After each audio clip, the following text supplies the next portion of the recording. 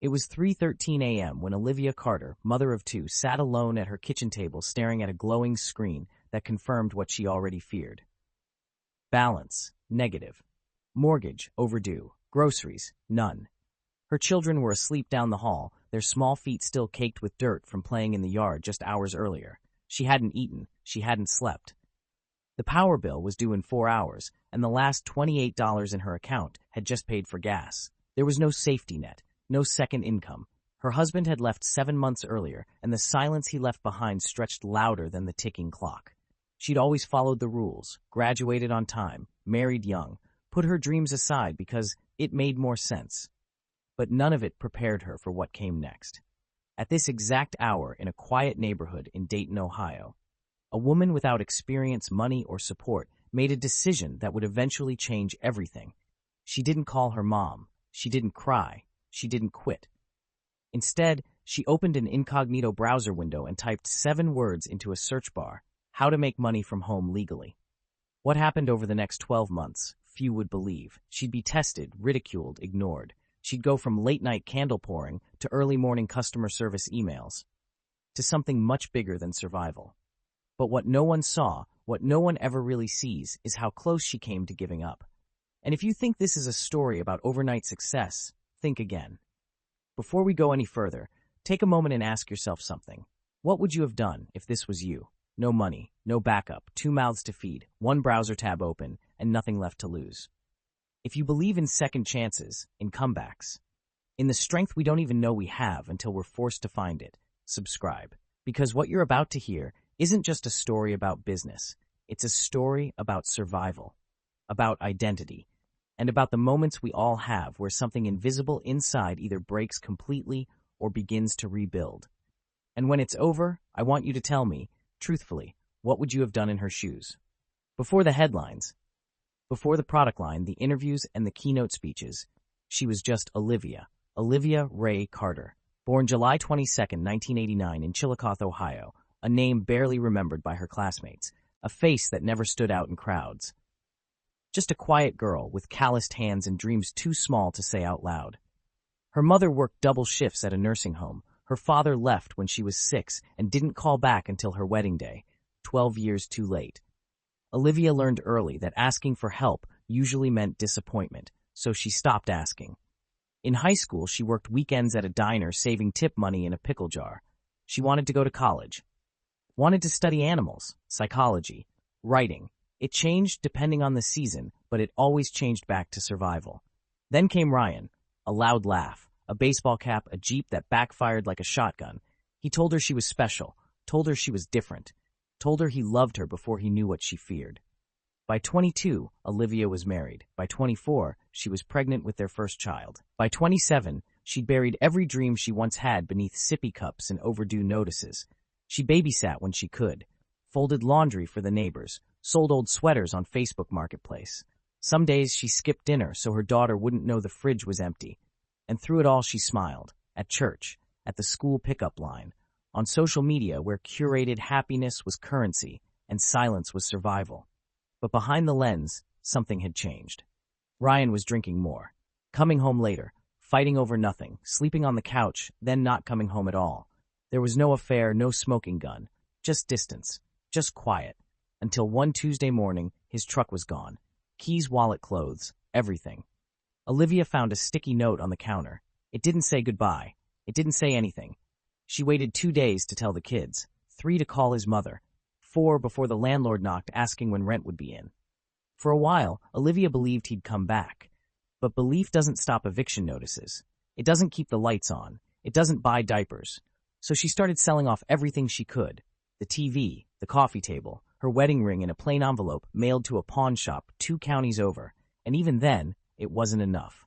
April 12, 2019, a Friday. The daycare check bounced. Her phone was cut off. The fridge held ketchup, a single apple, and expired milk.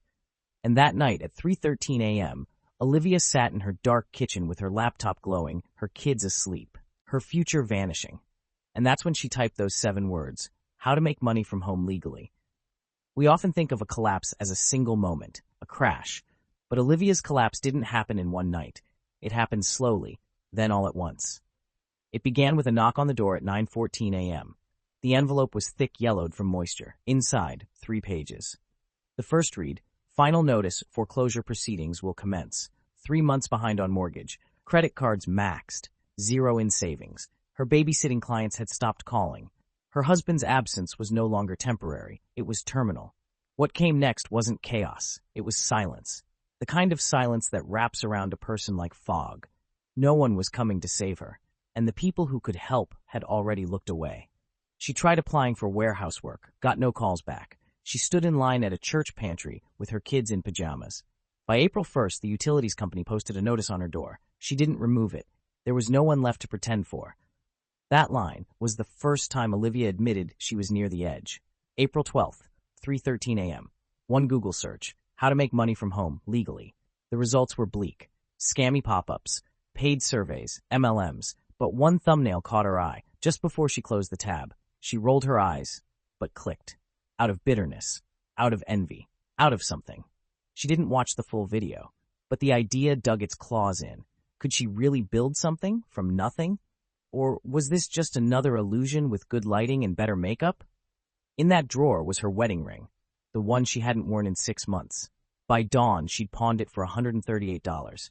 She bought a used laptop, enrolled in the cheapest course she could find, and told no one. For the first time in months, she stayed up through the night, not from worry, but from obsession. But obsession, like hope, has sharp edges, and what Olivia didn't know was that building something in desperation means the wrong move can burn everything left standing. She launched her first product, printable planners, downloaded from Canva, branded with her initials. She called it the Reset Project. Days passed, no orders.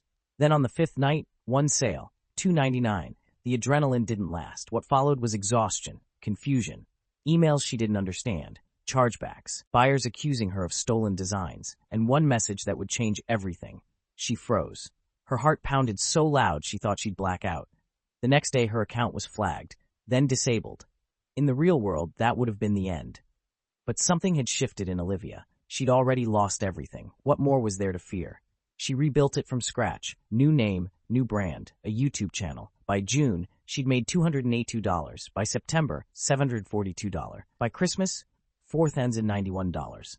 But not everyone was cheering. A neighbor filed a noise complaint. A relative accused her of scamming people. Her ex sent a message for the first time in months, but Olivia didn't respond. Her fall had ended, but the climb was just beginning. In every unsolved case, there are layers of missed clues. In this one, every missed clue was a missed sale. Every red flag, a failure she had to face alone. After the first flicker of success came the stall. The part they don't put in headlines. The part where the views stop, where algorithms forget you, and where your own doubt becomes the loudest noise in the room. Inspired by a Pinterest post, Olivia poured her savings, $139, into wax jars and custom labels. She called them Hope and Flame. Each one had a handwritten message tucked beneath the lid. You're still here. That means something. She launched them on Shopify and waited. 3 days passed, then 4, then 2 weeks. Nothing. She tried Instagram. She posted in Facebook groups. She stayed up for hours crafting captions, hashtags, and replies. I really thought this would be it. I thought this would work. I thought if I just cared enough, people would feel it. You're charging $15 for a candle in a jelly jar? Get real. This is just another mom with a glue gun and a dream. She didn't reply, but she read every word, more than once. By June, she'd shut the store down, and for 5 days, she didn't open her laptop at all. How to Grow on Etsy, Digital Product Ideas, 2020. How I Failed My Online Business. Passive Income for Moms. Imposter Syndrome Entrepreneur. That's when the obsession returned, but this time with answers. She discovered channels run by women with real stories. Mothers, survivors, builders. Failure doesn't mean stop. It means pivot. You're closer than you think. This time, Olivia wasn't chasing trends. She was building what she wished someone had given her. Guides for survival, for mothers like her. She tested the templates, asked questions in forums, got roasted, corrected her designs, started again. But this time she didn't cry. She printed the comment, taped it to her wall, and built better. She was still broke, still alone, but she wasn't lost anymore. She watched every video from a woman named Kara, the one who built a 6-figure store after getting fired. Another from a man who started with 0 and now teaches 2 million followers. She watched them while folding laundry, while cooking pasta, while crying on the floor. Sometimes I imagine they're talking to me directly, that they know I'm trying, that I'm here. Every case has a shift, the moment a victim decides to fight back. In Olivia's case, the shift wasn't loud, it wasn't grand, it was quiet, but it was absolute. In most stories, failure is the end. In Olivia's, it was just evidence.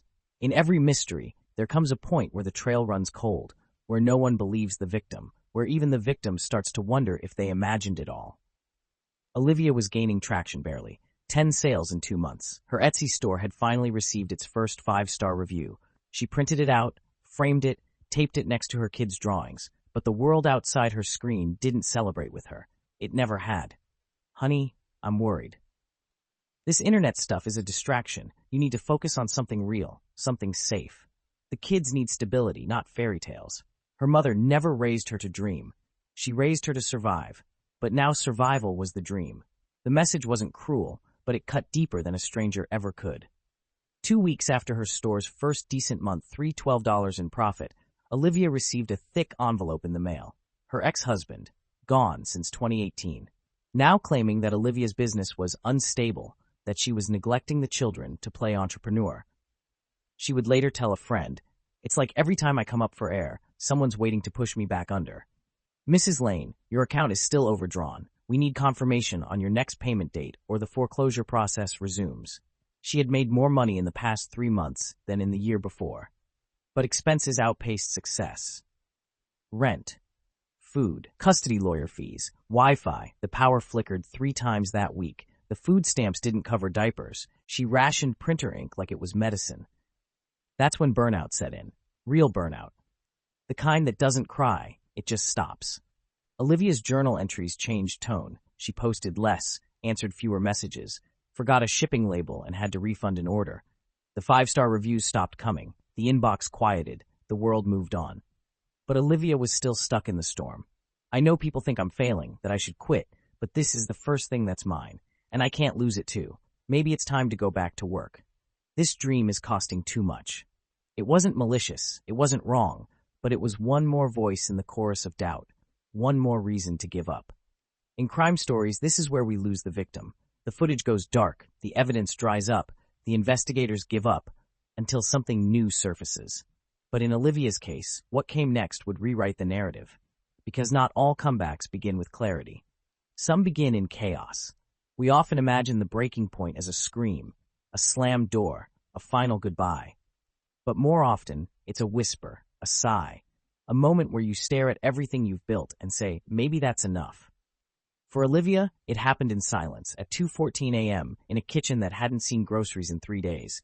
The candles were half melted. The kids had fallen asleep on the couch waiting for dinner. The Etsy dashboard hadn't changed in a week. She opened her camera app. No makeup, no captions, just her 2 children, rolling wax, pouring scents, giggling as they made mommy's magic candles.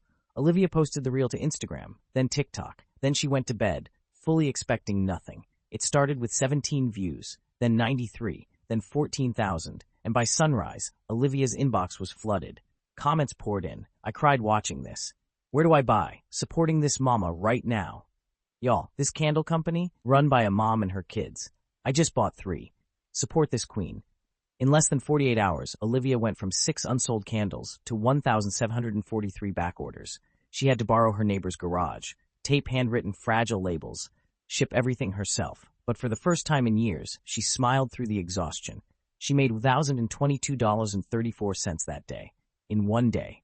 More than she had in 2 months at her last retail job. And it didn't stop there. Emails from retailers, DMs from other moms, comments like, "You saved my life today." But what Olivia didn't know, what no one could have known, was that her story had just triggered a digital avalanche. She didn't just go viral. She became a symbol, a survivor, a blueprint for millions of others, women on the edge who watched her reel and whispered, "That's me."